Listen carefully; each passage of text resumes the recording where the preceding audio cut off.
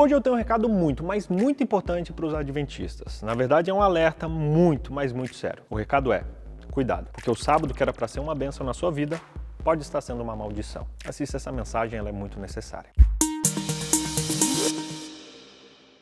Nessa temporada a gente está estudando algumas características que nos identificam e nos diferenciam e fazem parte da nossa história como igreja adventista. A gente pode inclusive identificar que os adventistas enfatizam muito três coisas no início ali do seu movimento. Que três coisas são essas? A gente já estudou. Primeiro, a segunda volta de Jesus, a mensagem do santuário, em conexão ali com as profecias das 2.300 tardes e manhãs, e o terceiro, o sábado e a lei de Deus. E gente, com isso aconteceu algo muito sério. No seu zelo e na sua determinação de defender essas causas, eles deixaram de lado o mais importante, a obra redentora de Jesus Cristo. Alguns chegaram a dizer que a lei tinha poder de salvar.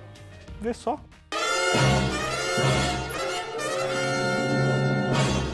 A história conta algo muito curioso. Sempre que um pastor visitava uma nova cidade para pregar, para evangelizar, algo que eles faziam eram debates. Eles chamavam pastores ali de outras igrejas para debater sobre questões como a lei, como o sábado. Só que no zelo de muitos deles em defender a lei e o sábado, Jesus e os evangelhos às vezes eram ofuscados. O foco na lei era tão intenso que Ellen White uma vez disse, olha, a gente tem pregado a lei até ficarmos secos, como as colinas de Gilboa. Uma evidência disso é uma pintura que os evangelistas adventistas daquela época costumavam usar para chamar ali a atenção das pessoas e ensinar sobre doutrina e tudo mais. Eles chamavam essa imagem de 4 ilustrações refletem a crescente compreensão do plano de salvação experimentado entre os pioneiros da nossa igreja. Se você olhar e observar, você vai ver a progressão de cada uma dessas versões. Eu vou mostrar para você. A primeira versão, ela foi projetada em 1873. Ela foi feita ali por um homem chamado Merritt Kellogg, que ele era o meio-irmão mais velho de John Harvey e de William Kellogg. Ele, inclusive, um desses aí foi o fundador do Sucrilhos Kellogg, aquele gostosinho que você come de manhã. Pois é, cuidado com o açúcar. Nela a gente vê como a lei de Deus e não a cruz estava no centro da ilustração, descrevendo com precisão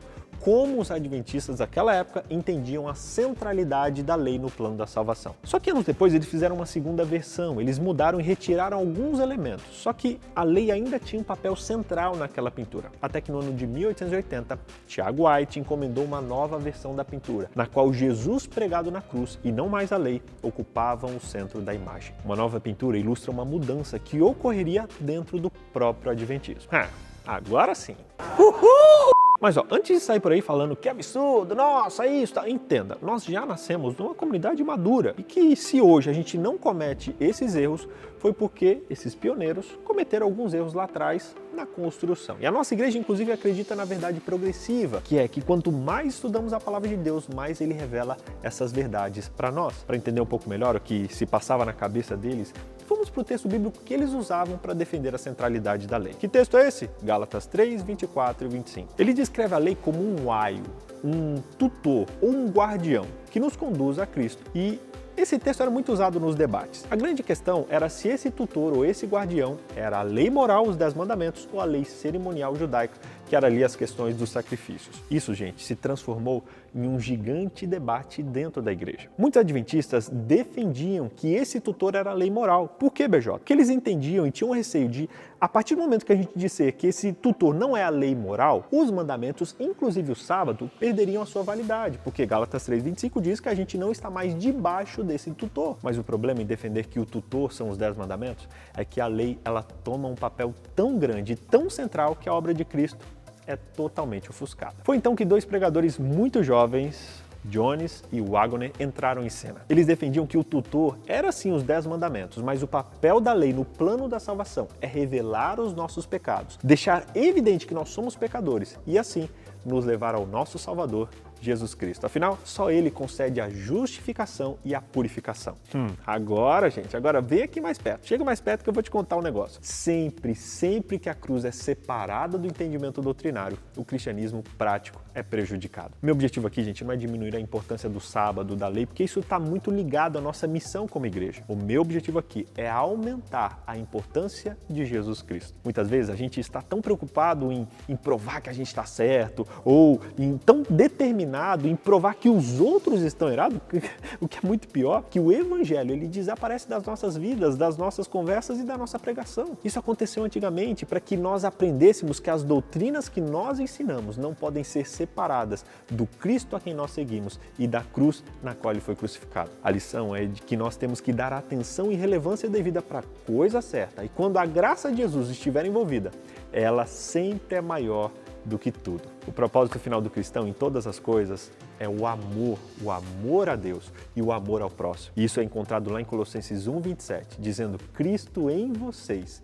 é o mistério. O mistério porque a gente não pode compreender essa verdade de forma natural. É um mistério o fato de que Jesus tenha se oferecido voluntariamente para ser um sacrifício pelo seu pecado, pelo meu pecado. É um mistério que o divino Criador do mundo tenha entrado no ventre de Maria e nascido um bebê. Inclusive é um mistério que Jesus seja ao mesmo tempo plenamente Deus e plenamente homem. Sabe, é um mistério que a gente não pode entender, mas que a gente pode e deve aceitar. Esse mesmo Jesus quer habitar no nosso coração impuro e pecaminoso e quer purificar a nossa vida e nos levar para mais perto dele. O fato é que a atitude e o caráter de Cristo, eles têm que viver e tem que ser impressos em cada um de nós. Deus, ele nos ama muito e Jesus, através desse mistério, ele chama a atenção do mundo para ele. Colossenses 1:26-28 deixa claro que Deus está pronto para revelar o mistério de Cristo em vocês, que resulta em apresentar cada pessoa perfeita em Cristo.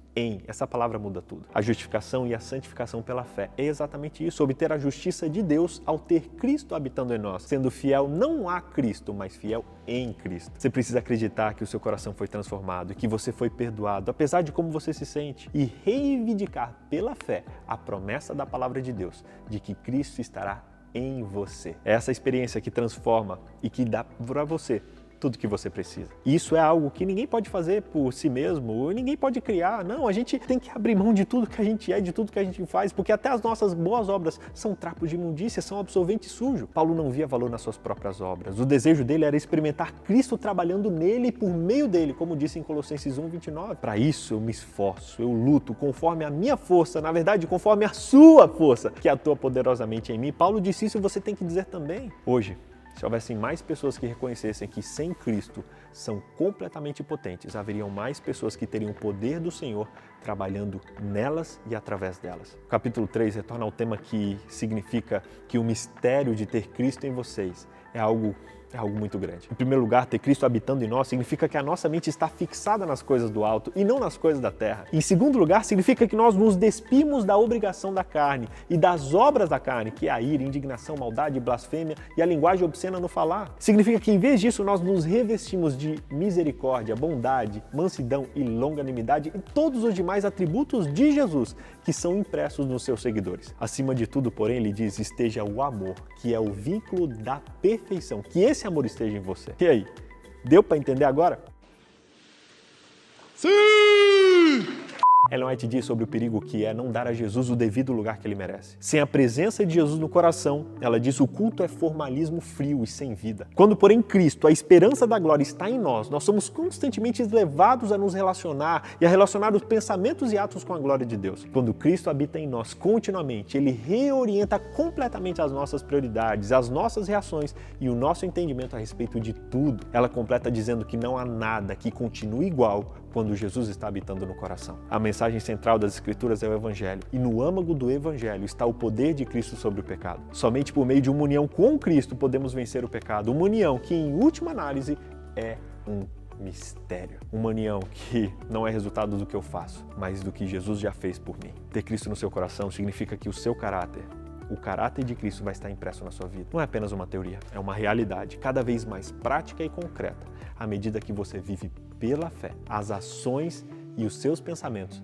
vão sendo purificados. Mateus 7,16 diz que seremos conhecidos pelos nossos frutos. E quando Cristo está em nós, os frutos do Espírito são vistos em todas as pessoas que permitem recebê-lo em sua vida. A salvação não é um processo abstrato, é algo que Jesus está pessoalmente envolvido com cada um de nós, enquanto habita em nosso coração. Todo esse trabalho profundo, ele realiza dentro de nós. E isso mostra o incrível amor e o incrível cuidado que ele tem por mim e por você. Resumindo, primeiro, a graça é prioridade. Dê atenção e relevância devida para as coisas certas e quando a graça estiver envolvida, ela sempre vai ser a maior de todas. Segundo, a graça e a doutrina são inseparáveis. Sempre que a cruz é separada do entendimento doutrinário, o cristianismo prático é prejudicado. Terceiro, a graça vem pela fé. O sacrifício que Cristo fez no passado pode transformar o seu coração hoje e no presente. Que Deus abençoe você.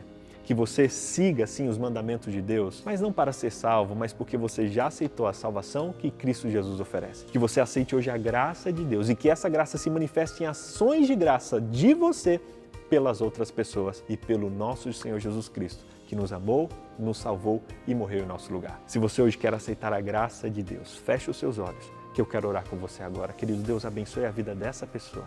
Que ela aceite agora a sua graça e que a salvação chegue nessa casa. Não pelo que a gente faz, Deus, a gente não merece, a gente é falho, a gente não é nada, mas hoje nós aceitamos a tua graça para que possamos ser bênção para o mundo e expressar ações de graça na nossa vida. Abençoe cada um que está aqui. Em nome de Jesus. Amém. Amém. Se você orou comigo, escreve amém aqui nos comentários. E se você aceitou a graça de Deus, escreve eu aceitei a graça. Essa graça vai encher tua vida, encher teu coração e abençoar o teu dia hoje. Tamo junto, até semana que vem.